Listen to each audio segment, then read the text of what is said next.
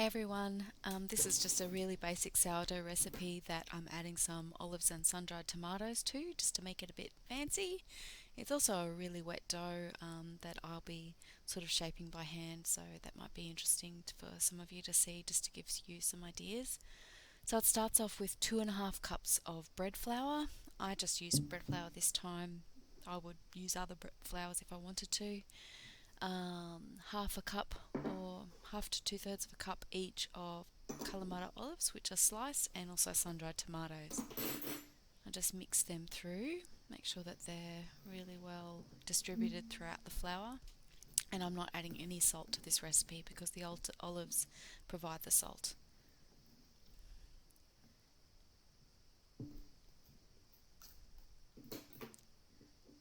Now I'm going to add my starter, which has been in the fridge. So it's been in the fridge for a few days since I last baked bread, so I don't do anything to it. I just pull it straight out of the fridge and pour it into my mix. And I'm using about a cup there. You don't need to use that much, but that's about a standard amount that I use. Sometimes I use less. Now I'm adding a cup of cold filtered water. This is just water that I keep in the fridge for bread making, really. I find that in warm weather, starting with cold ingredients really helps to prevent the dough from over fermenting.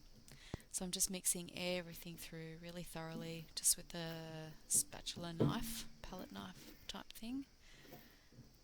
You can see it's quite a damp mixture.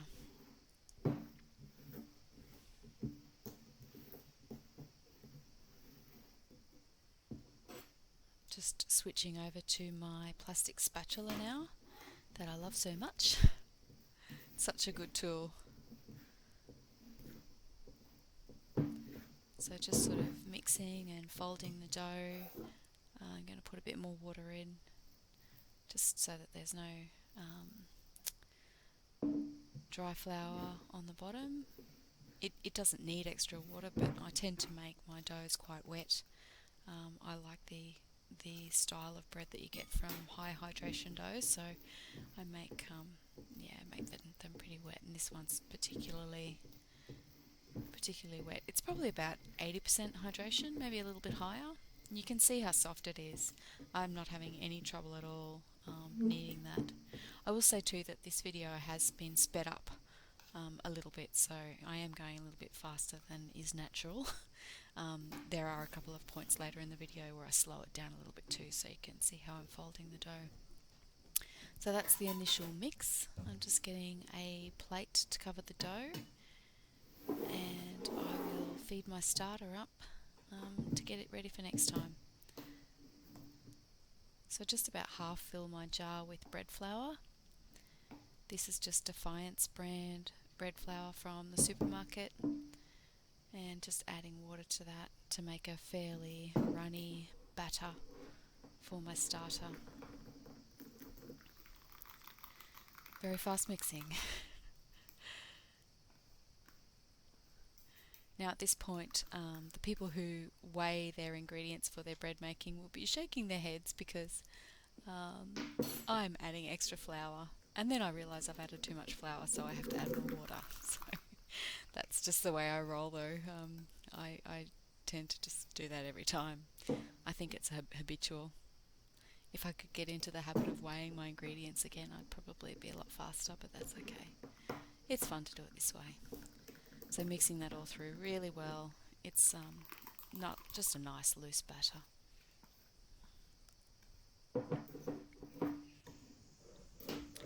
Now I'm just cleaning my jar. This is a really essential step, in my opinion.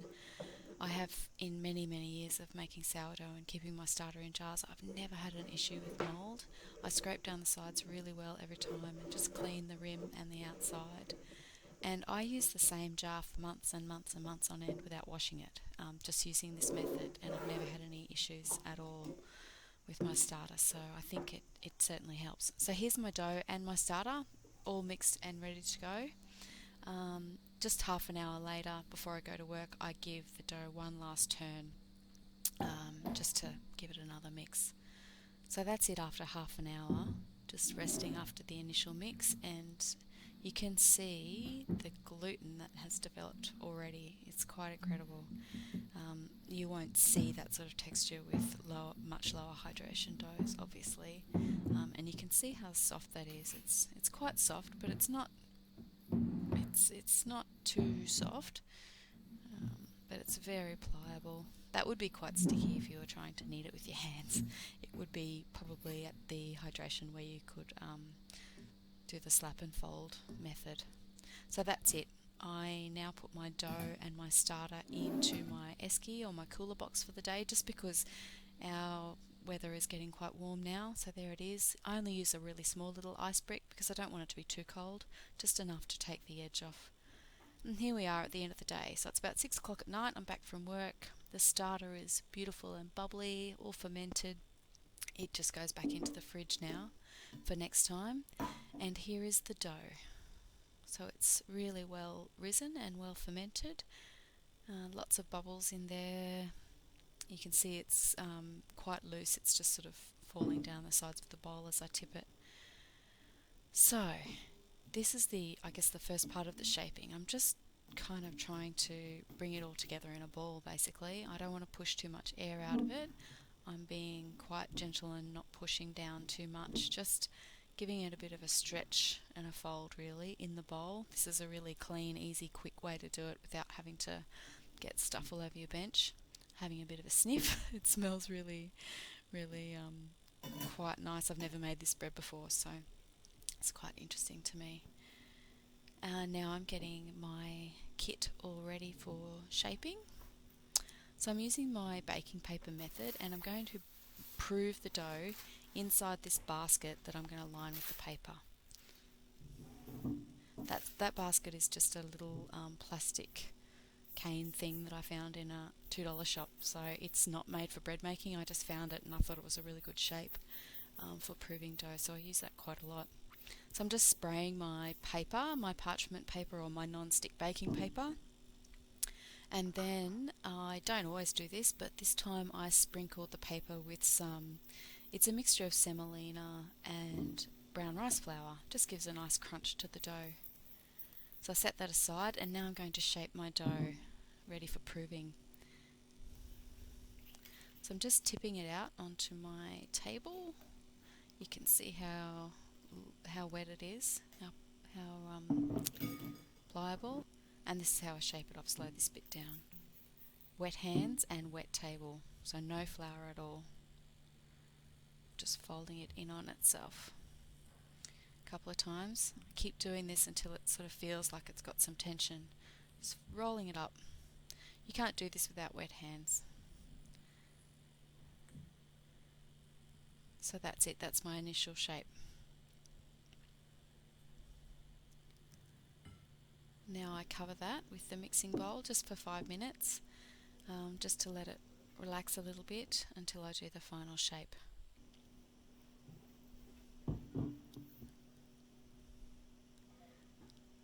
So now for the final shaping, I'm really just, I'm wetting my hands again so nothing sticks.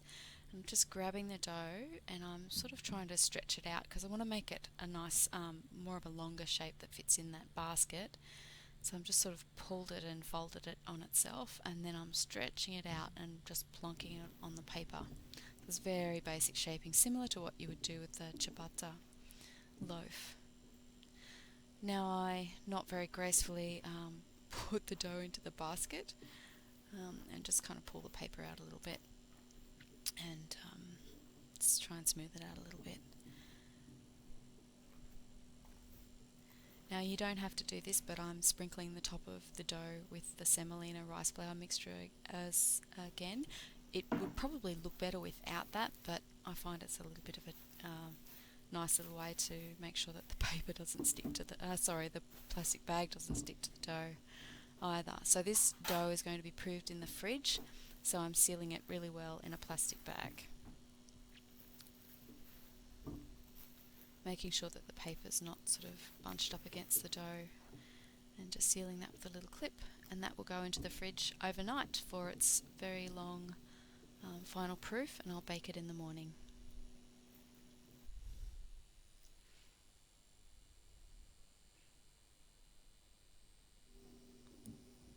Okay, here's my dough straight out of the fridge. I haven't warmed it up, I haven't done anything. The oven has been preheating for half an hour at 230 degrees Celsius, so I'm just getting my dough out of the plastic bag, ready to pop into my roaster, which has been preheating for the half an hour as well. This is my favourite red roaster that I found it in an op shop. I love this. I sometimes bake loaves with bread tins inside this that can fit, helps keep the steam in. It's really great. You can see it's really stained and everything, but I only use it for bread making, so it's fine. So just picking up the dough by the paper, putting it in, giving it a few little scores with my chopstick razor, which you don't have to do. I probably would have got a better oven spring if I didn't score that loaf, given how wet it was and the level of proofing that it had, but that's okay, it was still beautiful. So I just spray that with a little bit of water, pop the lid back on, and then it goes into the oven, still at 230 degrees Celsius for half an hour, just for the initial bake.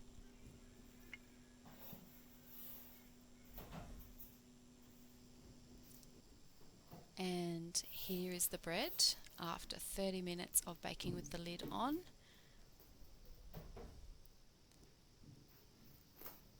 Take the lid off and it's risen really well. It's quite pale, it's got that steamed look. It just needs to go back into the oven for another 10 or 15 minutes without the lid, just to make it nice and brown and crispy. And there it is, there's the final loaf. Olive and sun-dried tomato. It's quite heavily loaded with those ingredients, so it was a beautiful tasting loaf. I'm just trying to get it out of the roaster now, trying to get the right bits of paper that don't break. The rice flour and the semolina also help the dough to really not stick to the paper at all, so it just comes off. And it's got a lovely, lovely crust, really rustic sort of crunchy crust with the semolina and the rice flour. And there it is. Beautiful Kalamata olive and sun-dried tomato sourdough with a 24-hour full process. It was a beautiful, moist and really delicious loaf. And here's the final shots. I did cut this only about 45 minutes after it came out of the oven, so it was slightly gummy still on the inside, but it was just divine. So there you go. Hope you enjoyed the video, and just hope this has given you some ideas to mix up, other things that you can do with your sourdough. So good luck.